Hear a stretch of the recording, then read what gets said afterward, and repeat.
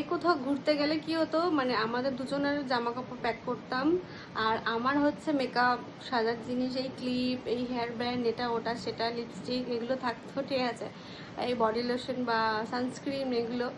আর এখন আমার সাথে সাথে কিন্তু মমেরও অ্যাক্সেসরিজ অ্যাড হয়ে গিয়েছে। যেমন ধরো ওর কাজল, আমি একবার দেখিয়ে দিচ্ছি, এই যে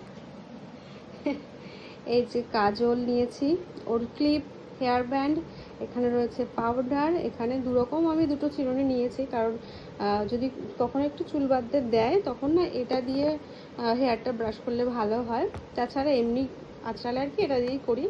আর এই যে মামামের বডি লোশন, একটা ছোটো গার্ডারও নিয়েছি, এই যে ক্রিম নিয়েছি, এইগুলো তো বেশ ভালো লাগছে। দেখো এই জিনিসগুলো না অনেক অনেক ভেবেছি যে কবে আমার একটা রাজকন্যা হবে, কবে আমি ওকে একটু আমার মনের মতো করে সাজাবো, আমি সাজবো সাথে ওকেও সাজাবো। তো ফাইনালি